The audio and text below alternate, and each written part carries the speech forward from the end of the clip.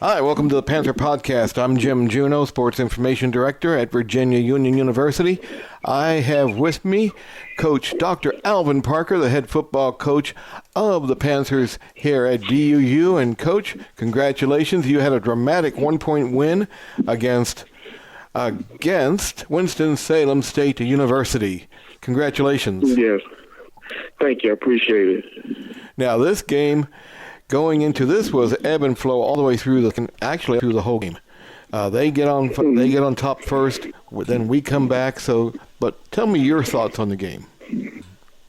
I thought we finished out pretty strong. I thought we had a pretty good second half, and that's kind of been the trend going forward this whole year. We played pretty well in the second half. I just want us to start a little quicker.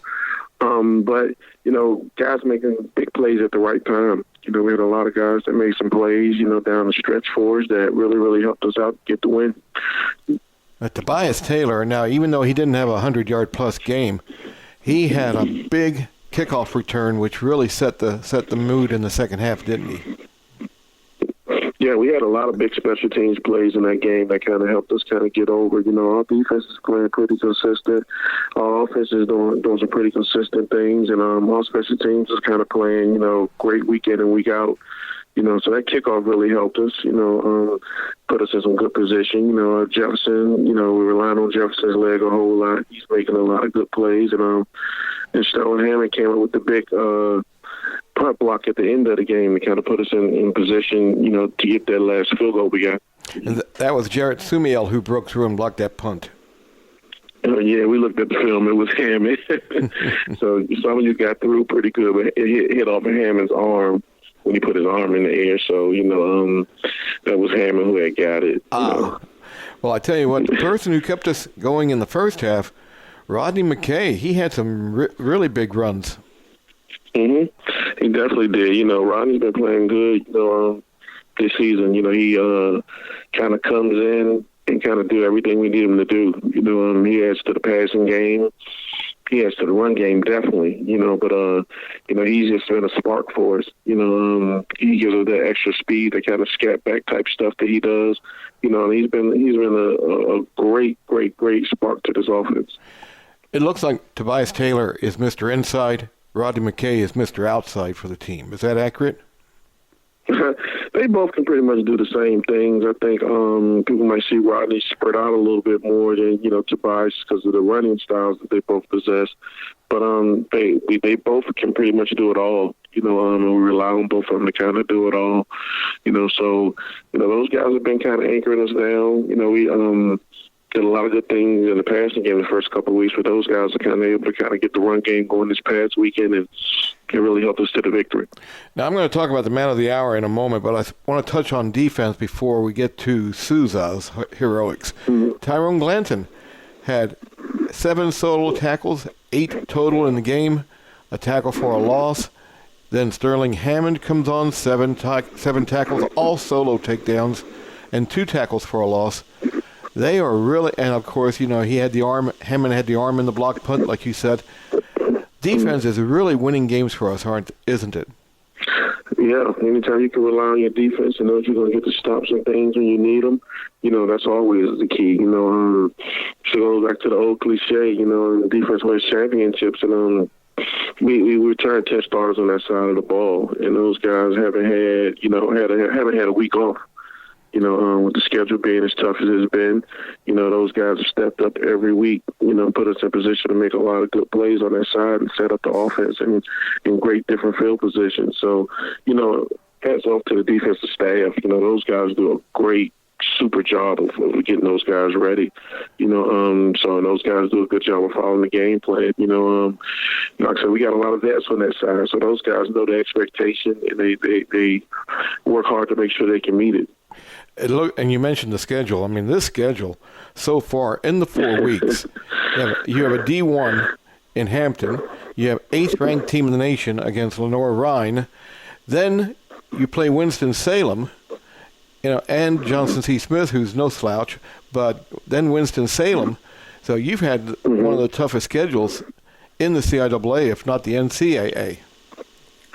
It's been pretty tough, you know. Like I said, I just like the way our kids have responded. You know, it was by design. You know, we kind of set up to be tough, to kind of take them through an early season gauntlet, to kind of, you know, set us up for what we knew was going to be a tough CIAA.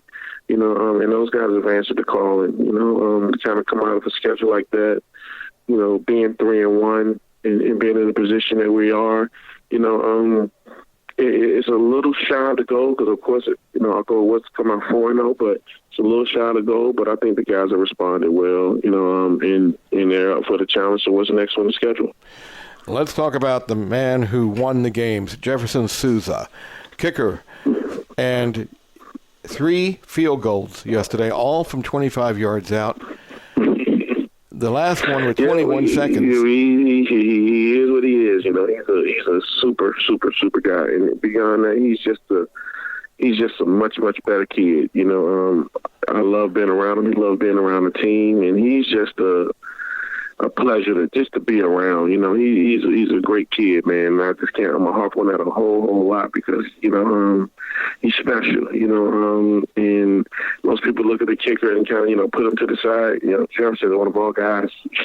He's one that's gonna win a bunch of games as long as he's here. We know we can rely on his foot. Now, and I gotta ask you. Now, he hit 3 field goals. He was 3 for 4. The first time he missed all season from 28 yards out. Just 3 minutes left in the game. Did he come back to the sideline and say, "Give me another chance, Coach"?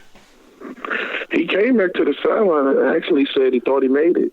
You know, he said from his vantage point, he looked and it looked like it went through. You know, I know the officials stopped and looked at each other and had to confer for a few seconds to make sure. You know, but he thought it went through. You know, and he's usually pretty much, you know, money from that distance. So you know, I'll give him that kick. Yeah. You know, 20 times, he'll make it 20 times. Yeah, and up in the press box. Up in the press box, we were talking, saying that looked like it was good. Now, I know, I know the referees have a tough job. You know, they came, they said no. Like I said, after small, them guys conferring with each other, and, you know, they said no, it was no good. So, you know, we had to put ourselves in a position to get a stop so we can give them another opportunity. Well, next week, you're going to be facing an undefeated Livingstone team. I can't believe I'm saying those words. I'm not taking anything away from the Blue Bears, but undefeated Livingstone team. That's going to be a much tougher team than initially thought at the beginning of the season.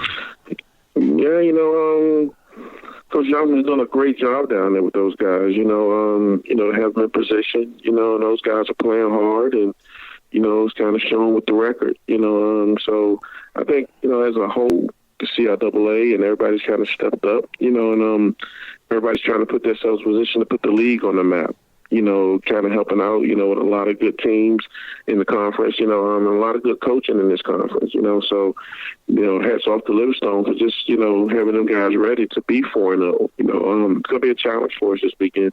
You know, we know the challenge. You know, we accept the challenge. And, you know, our job is to have our guys ready to go down to Salisbury, you know, for another tough conference game, and, you know, try to come back to Richmond with the W. Let me ask you this. This game is again at 1 o'clock. It was originally scheduled, I believe, for a 6 p.m. start, but it was moved. Correct. So, do you prefer playing day games as opposed to night games? You know, it's going to be 95 like it was this past Saturday. I prefer a night game, you know, but, you know, it really doesn't matter to us. I think our kids just really like the opportunity to play.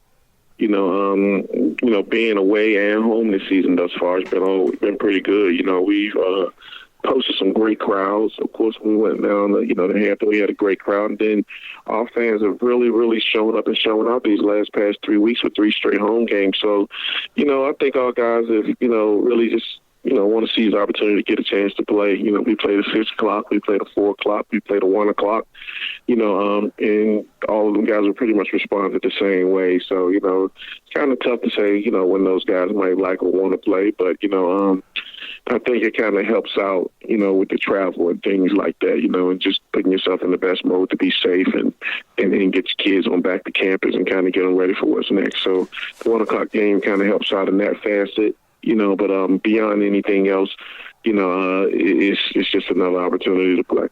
Well, the game's going to be on WNTW, 820 AM, 92.7 FM. We urge everybody to tune in. And, Coach, good luck against Livingstone. I appreciate it. Thanks, Jim. Thank you. And that's the Panther Podcast for now.